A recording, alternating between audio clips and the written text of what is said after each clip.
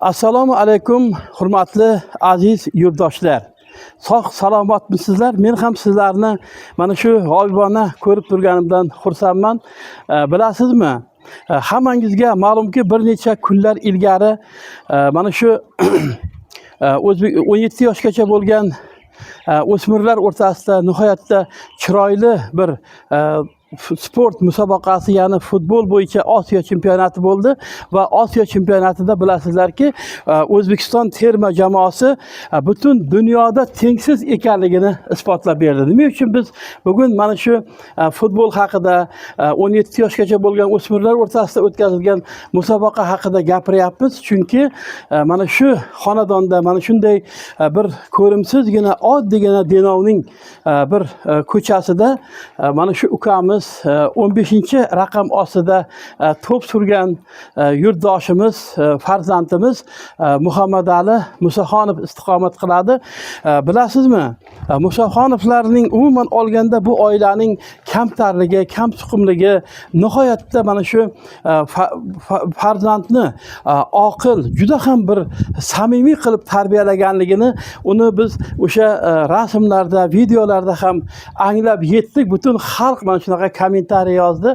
Bolaning shunaqa bir kamtarligini haqiqatdan mana mo'jazgina bir yaxshigina, ixchamgina xonadonda istiqomat qilar ekan. Bugun bu xonadonda jami bo'lib mana shu 5 ta farzandni tarbiyalayotgan eng mana shu ukamiz, farzandimiz mana shu oilani eng kattasi ekan va ana shunday Denovliklarga, Surxondaryoga, umuman O'zbekistonga, mamlakatimiz rahbariyatiga juda katta bir sovg'alar olib bergan ajoyib bola bilan tanishamiz. Bugun mana shu xonadonga shu yaxshi niyat bilan, bu xonadonga ana shu iliq bir fikrlar bilan kelganmiz. Albatta har bitta insonni o'sha tarbiyasida, mana shuning voyaga yetishida, kamolotga yetishida oilaning o'rni katta hisoblanadi va mana shunaqa kamtarona kun kechirish, kamtarona bir oilada umrguzoronlik qilgan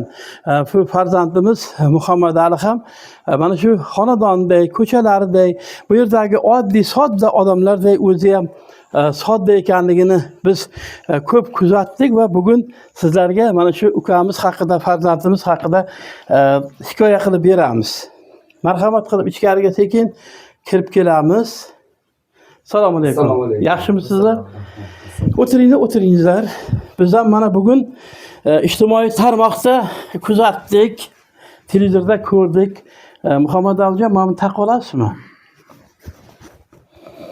Charchamayapsizmi? Domla, siz ham?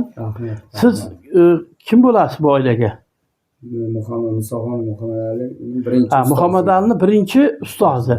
Muhammadali avvalambor mana shunaqa katta yutuq bilan, muvaffaqiyat bilan tabriklayman. Ko'pchilikka ham bu haligi nasib qilmaydigan baxtda hozir mana kelgandan buyon mana shu xayoldan nimalar kechyapti?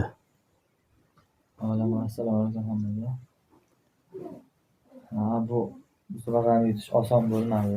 Hamma narsani o'zini qiyinchiligi bo'ladi. Hozir ancha yaxshi, hamma xursand. Mana shu futbolni biz boshdan oxirigacha kuzatib bordik, butun mamlakat kuzatdi. Muhammadalining yutug'i shundan iborat bo'ldiki, domla, sizga ham rahmat aytamiz. Murabbiy sifatida siz ham xursand bo'lishga haqqingiz bor, ma'naviy haqqingiz bor. Chunki Muhammadali biron marta ham almashmading, menimcha. Qaysi jamoa bilan o'ynaganda, qaysi mamlakat jamoasi bilan ko'proq qiyinroq bo'ldi sizlarga, jamoalaringga?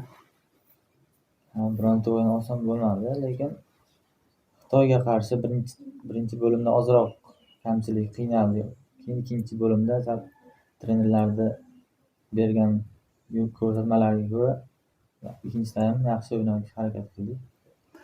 Hozir mana juda katta endi chempionatga tayyorgarlik ko'ryapsizlar, u yoqqa borishga. Hozir kunda nima bilan mashg'ulsan? Uyda biz dam oldik. Hozir 16 yoshda ekan, 17 ga ham kirmagan ekan. Mashina mana sovg'a qildilar muhtaram yurtboshimiz. Mashinani nima qilding? Hali senga mumkin emas haydash. Bobomga sovg'a qildim. Ha, bobongga sovg'a qildingmi? Malades. Umring uzoq bo'lsin. Biz ham mana juda xursand bo'ldik mana shu yerligida. Endi Muhammad Ali juda kam gap ekanda. Kam gap, bir kam suqum ekan. Ustozingga berasanmi? Mikrofonni bersang ustozingga. Ustozing bilan ham ozgina suhbat qilamiz. Bu yerda hozir asosan Muhammad Ali necha yoshdan borgan sizga? Muhammad Ali 2014-yil 6 yoshida Denov tuman sport maktabiga qabul qilingan. Muhammad Ali menga umuman begona emas edi. Muhammad Alining dadasi meni futboldan trenerim bo'lgan, murabbiy bo'lgan. Meni trenerim edi. O'sha olib kelgan payti 6 yoshligida bog'ini bo'ylashni bilmasdim Muhammad Ali.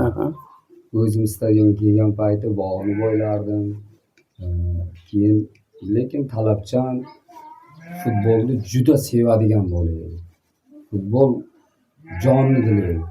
Maktabga bormasa bormasdi, faqat futbol. Mahallaga kelsa ham futbol, ko'chada ham futbol, trenirovkadan keyin ham futbol, uyga ketish yo'q edi. Faqat stadionda.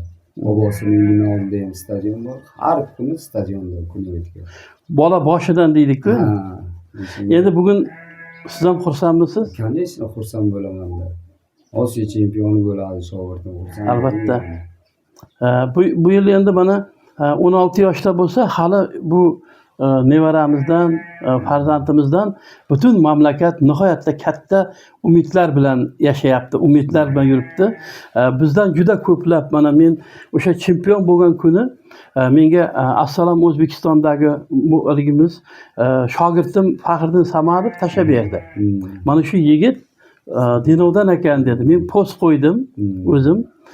15-raqam ostida to'p surayotgan Muhammad Ali Musaxonov bizning Denov shahrida istiqomat qilar ekan, Denovlik ekan degandan keyin juda ko'plab savollar bo'ldiki, bugun Muhammad Alining umuman oila a'zolari necha kishi, qayerda, qaysi maktabda o'qigan degan savollar beryapti-da.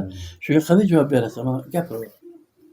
Oilada biz 7 kishimiz, 5 ta farzand, 3 ta o'g'il, 2 ta qiz. 3 ta o'g'ilmi? 3 ta o'g'il. Endi ukalaring ham futbolni qilyapti, ularda ham qiziqish bormi?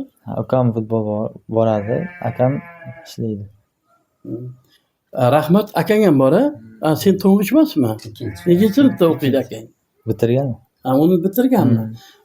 Hurmatli muxlislarimizdan, bizni tomosha qilayotganlardan uzr so'raymiz. Men Muhammad Alini oilani to'ng'ich farzandi debman. Demak, akasi ham bor ekan. Demak, 3 ta o'g'il, 2 ta qiz, 2 ta qiz, 5 nafar farzand bu yerda istiqomat qiladi. Albatta biz har bitta yurtdoshimizga, har bitta bizni tomosha qilayotganlarga mana shunday Muhammad Aliday farzandlar, nevaralar nasib qilishini istaymiz, yaxshi niyat qilamiz. Qanday savollaringiz bo'lsa, Muhammad Aliga umuman olganda uning keyingi hayoti haqidagi fikr mulohazalar bo'lsa, kommentariyalarda qoldirasizlar va sizlarga bajonidil biz yana Muhammad Ali bilan qanaqa suhbatlar qilishimizni istaysiz, ana shular haqida yozsangiz, biz albatta sizlarga batafsil javob beramiz. Sizga ham muvaffaqiyat tilaymiz. Bundan keyin ham ko'plab shogirdlarni mana shu Muhammad Aliday tarbiyalaymiz. Rahmat.